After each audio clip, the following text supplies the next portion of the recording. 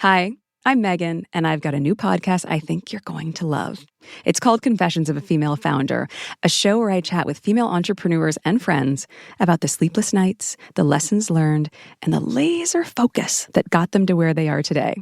And through it all, I'm building a business of my own and getting all sorts of practical advice along the way that I'm so excited to share with you. Confessions of a Female Founder is out now. Listen wherever you get your podcasts. This episode is brought to you by Discover. It's smart to always have a few financial goals. And here's a really smart one you can set: earning cash back on what you buy every day. With Discover, you can. Get this. Discover automatically matches all the cash back you've earned at the end of your first year. Seriously, all of it. Discover trusts you to make smart decisions. After all, you listen to this podcast. See terms at discover.com/creditcard.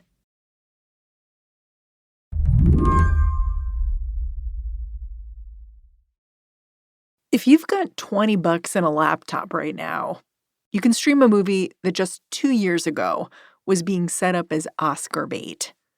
It won a special jury award at Sundance. Its star was being called a marvel. The movie is called Magazine Dreams.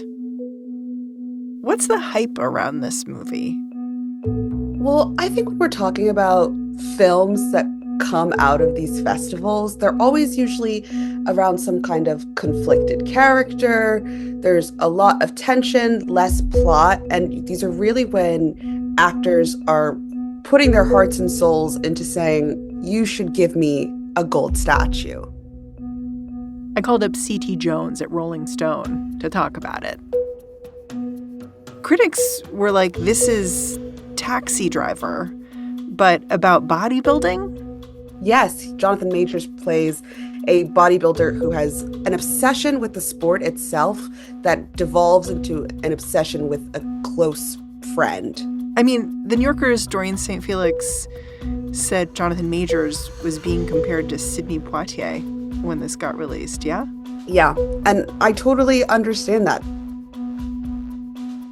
But in the years since this movie premiered, its star has gone from being called the next Marlon Brando to being accused of assault by a girlfriend. And after his arrest, everything kind of fell to pieces.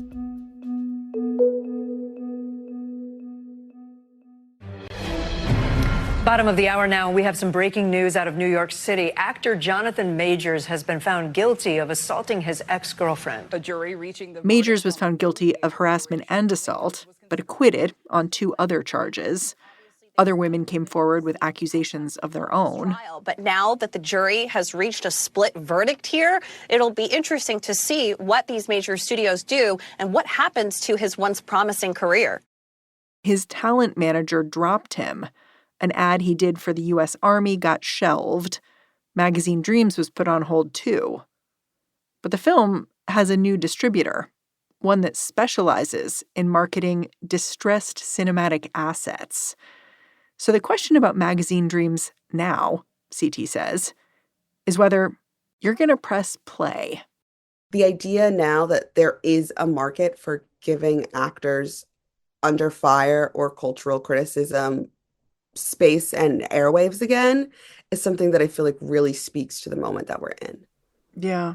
There's an irony, too, in the fact that this movie, Magazine Dreams, is about a mentally unstable bodybuilder, and it was supposed to be this career-defining film for a guy who was found guilty of recklessly assaulting and harassing an ex-girlfriend. Like, my understanding is the very first scene is Jonathan Majors' character at court-ordered counseling for his lack of impulse control and violent episodes. Is the press tour for this movie reflecting this irony here? I definitely think the press tour is ironic. I think one of the things that has been so interesting for me is how aggressively this press tour has highlighted that rehabilitation campaigns in Hollywood work, and people can be convinced by them, even when the groundwork behind them is so blatantly obvious. Today on the show, one actor's attempt to reform his image Will it work? Should it? I'm Mary Harris. You're listening to What Next? Stick around.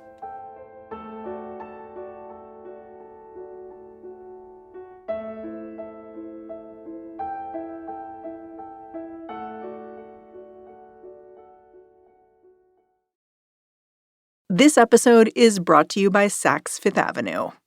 Shopping at Saks is a great way to discover the best new styles and elevate your everyday look, especially when you're short on time. The great thing about Saks.com is that it is always open 24 hours a day, which means you can browse from the comfort of your own home. Saks makes it really easy to find your favorite brands, and they offer amazing style inspiration. I'm not exaggerating when I say my jaw dropped at the shearling leather biker jacket I found, and that's not even mentioning the Alice and Olivia sequined mini dress I had my eye on. Whether you're refreshing your entire wardrobe or shopping for a vacation, Saks makes it fun and easy. So if you're looking for a fun, effortless shopping experience and you want to elevate your personal style, head on over to Saks. That's Saks.com for everyday inspiration. This episode is brought to you by Saks Fifth Avenue. Shopping at Saks is a great way to discover the best new styles and elevate your everyday look, especially when you're short on time. The great thing about Saks.com is that it is always open 24 hours a day, which means you can browse from the comfort of your own home. Saks makes it really easy to find your favorite brands, and they offer amazing style inspiration. I'm not exaggerating when I say my jaw dropped at the shearling leather biker jacket I found, and that's not even mentioning the Alice and Olivia sequined mini dress I had my eye on. Whether you're refreshing your entire wardrobe or shopping for a vacation, Saks makes it fun and easy. So if you're looking for a fun, effortless shopping experience and you want to elevate your personal style, head on over to Saks. That's Saks.com for everyday inspiration. Can you give me a Jonathan Majors 101? Like maybe take me back in time. Tell me who Jonathan Majors was in Hollywood pre-2023. So he went to Yale, which is really well known as a drama school that produces actors that are very, very intent and focused on the craft. Majors was seen on early miniseries. So he did an ABC one called When We Rise. He was the gay activist Ken Jones. And then he continued to come into these small but very impactful roles. One of the biggest things that audiences really saw Majors was Joe Talbot's The Last Black Man in San Francisco. Majors was incredible in this, and it premiered at Sundance in 2019. What made him incredible?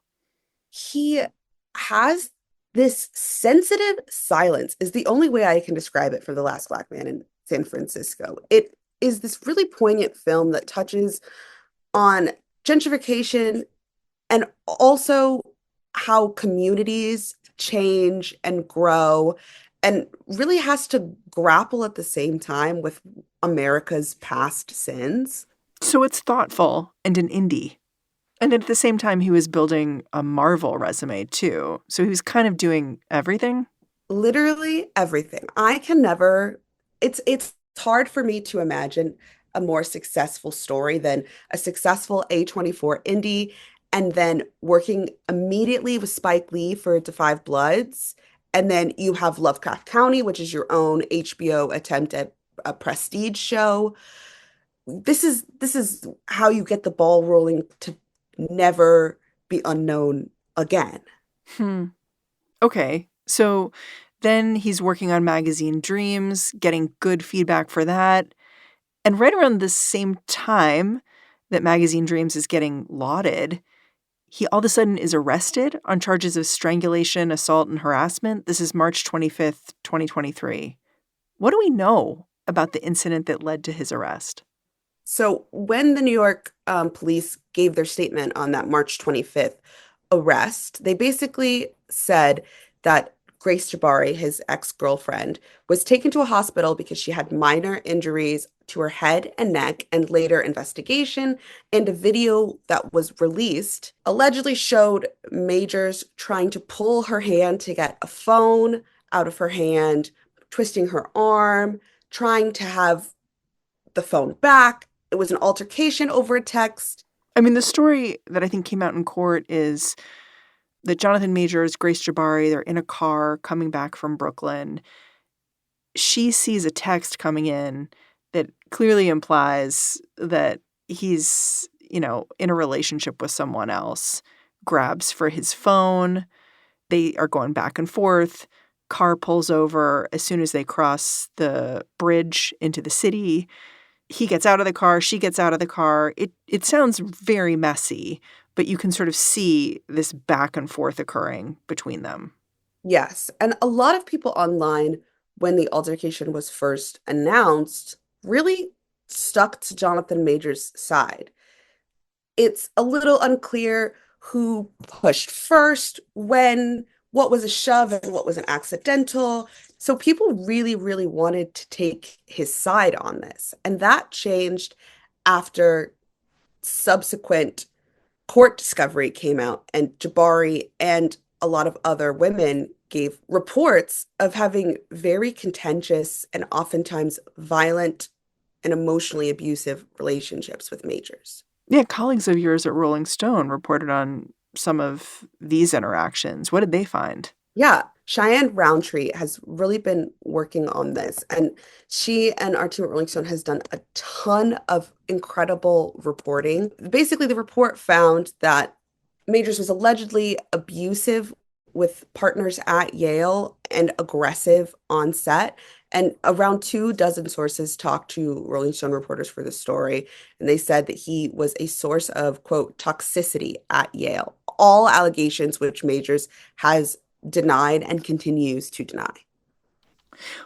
What's interesting about the allegations that your colleagues unearthed is that they go really far back. They speak to a pattern that is consistent over many years.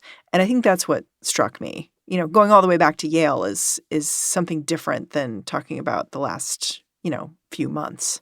Yes, and I think what has been really interesting is that a lot of Major's rehabilitation campaign, and also when he spoke in court, were very clear that he said this is a one-off. I mean, even if we're talking about in earlier this year, in March, on March 17th, Rolling Stone also unearthed another audio where Majors allegedly agrees with Jabari that he was aggressive and physically violent with her. I never wrestled with a woman before. And it's just, I've never aggressed high aggressive. Like, he strangled me and pushed me against the car. All those things are under aggressive. Yeah. That's never happened to me.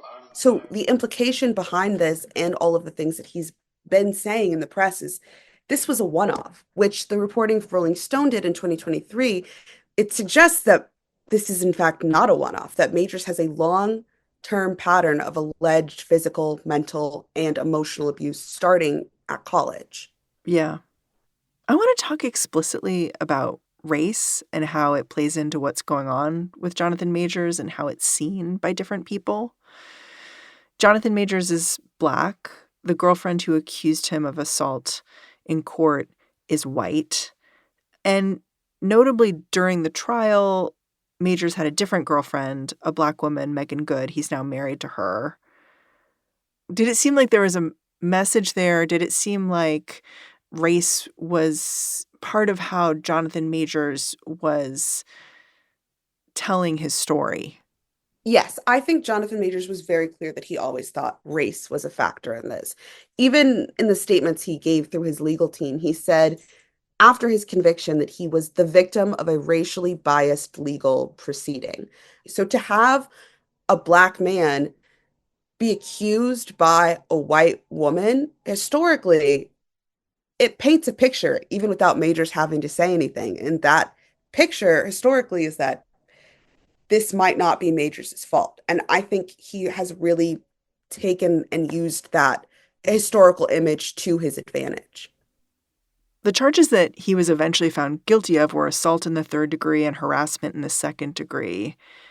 Did the fact that he wasn't found guilty on all counts help his image in some way?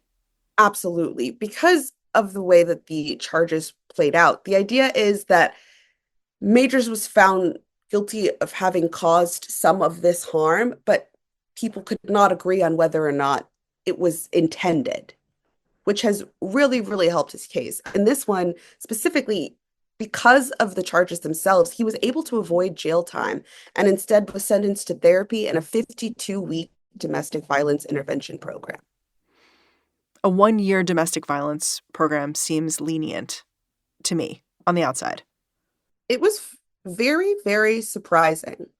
It felt almost like it was laying the groundwork for where we are right now, with Majors being able, or at least attempting very hard, to have this sort of comeback story in Hollywood. So, is the Jonathan Majors comeback campaign actually working? That's coming up after the break.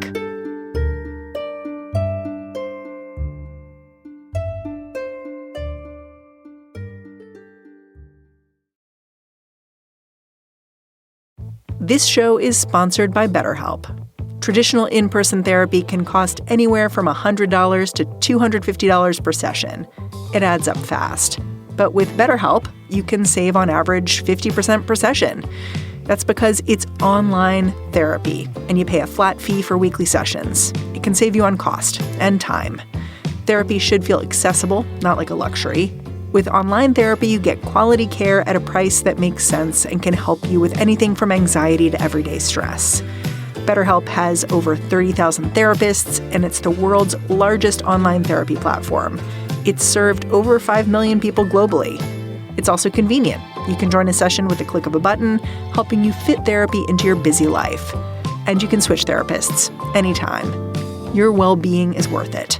Visit BetterHelp.com/whatnext today to get 10% off your first month. That's BetterHelp, HELP.com/whatnext. This podcast is brought to you by Progressive Insurance. Fiscally responsible, financial geniuses, monetary magicians. These are things people say about drivers who switch their car insurance to Progressive and save hundreds. Because Progressive offers discounts for paying in full, owning a home, and more. Plus, you can count on their great customer service to help you when you need it, so your dollar goes a long way. Visit Progressive.com to see if you could save on car insurance. Progressive Casualty Insurance Company and Affiliates. Potential savings will vary. Not available in all states and situations. This episode is brought to you by LifeLock. It's tax season, and we're all a bit tired of numbers. But here's one you need to hear. $16.5 billion. That's how much the IRS flagged for possible identity fraud last year. Now here's a good number. 100 million. That's how many data points LifeLock monitors every second. If your identity is stolen, they'll fix it. Guaranteed. Save up to 40% your first year at LifeLock.com/podcast. Terms apply. The real story of Majors' comeback now, a year later, started with this Hollywood Reporter profile from last month. Had Majors changed what he was saying about what happened between himself and Grace Jabari in the time since he was found guilty? He's actually been more quiet about it. He hasn't really answered a lot of questions directly, but when he does get questions straight on, he's either says, I can't really talk about it, or I'm focused on healing and growth. And throughout it, and since his conviction, has basically said that he has had a change of heart, not implying that he ever touched Jabari, but rather that he was emotional and has since found a better relationship, a better understanding of religion, and a better therapeutic understanding of who he is and why he got angry. It's been a healing journey. It's been a moment of reflection. It's been 2 years of growth, healing, accountability about, who I was, where I was, what I was doing. It's interesting he says he can't talk about what happened. And I say that because he's been found guilty of what happened, whatever it was to him.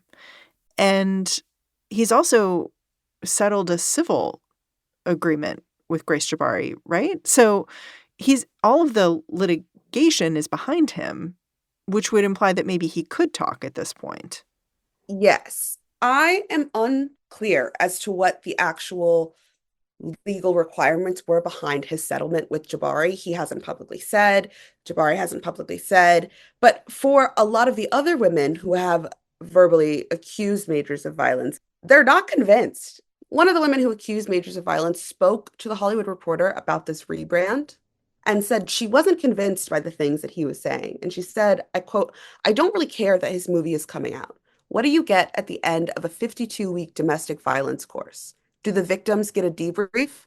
How could I know if he's changed? I don't see redemption happening here." Which really speaks to the heart of this is Majors is publicly telling people that he is changed and grown and he is different now.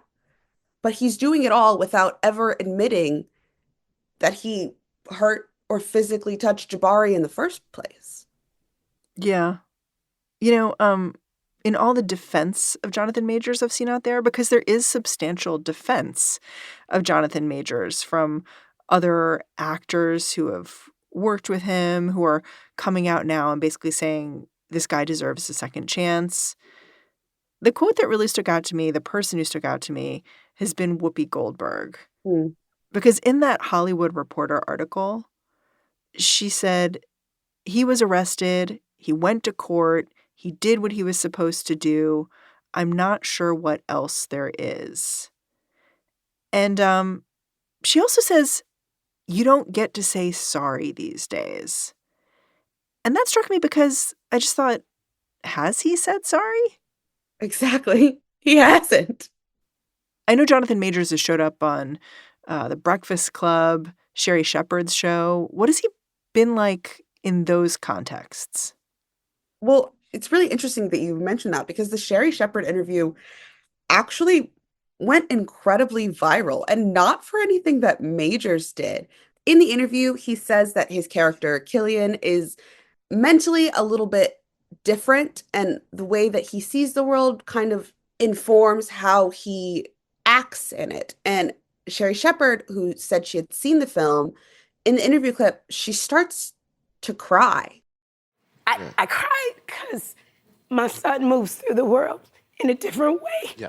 So to see you portray this character, it touched my heart. I think what this really speaks to is the Black community's desire to hold on tight to stars. It's really hard for Black community members to get the same kind of respect and adulation that white actors get. Viola Davis has even mentioned the fact that, like, she should rightfully be considered on the same level as Meryl Streep. But she's not. She says that Black actors and actresses have to work harder to get half of the accolades. So what's very clear here is that in the case of a lot of Black entertainment moguls who are speaking up for Majors is this unwillingness to lose a talent that has already proven himself. It's really so reminiscent of so many other cases I can think of from before, whether it's Diddy, whether it's Bill Cosby, anyone. It feels like a familiar story to me, what's happening with Jonathan Majors. Yes. And honestly, it's a familiar story even outside of the Black community itself. I mean, Hollywood thrives on fulfilling narratives, and comeback stories are something that are really successful. Even if we're talking about in the world of Marvel, Robert Downey Jr.'s transformation as Iron Man was lauded because of how it rehabbed his image post drug problems. You know what I mean? There are so many male actors that have had domestic violence accusations in their lives and have continued to have steady careers. You have Mel Gibson, you have Christian Slater. And so when you have all of these actors who have been able to weather the storm of accusations and allegations, it's very clear that Jonathan Majors is positing himself and saying, these white men have done it. Why shouldn't I be allowed to as well? It seems to me all this is happening at this very particular moment in time. Obviously, we have someone in the White House who's been credibly accused of assault. I've had some people even speculate with me like that this election that got us here, it could have been partially about Me Too as much as anything else. The demand that we, just get over this idea that assaulting women is problematic or speaking out about your assault is something valid to do. Do you think Jonathan Majors' success or failure with his rebranding here will tell us something about where we are with Me Too in Hollywood more generally? I think the Jonathan Majors rebrand, for me at least, is really pointing out where consumers feel like they have a responsibility to speak.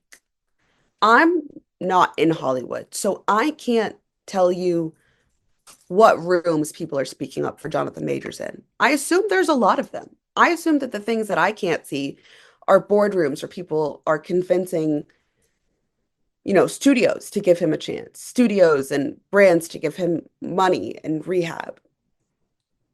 I think this does speak to a lot of the progresses we made during Me Too being quietly rolled back.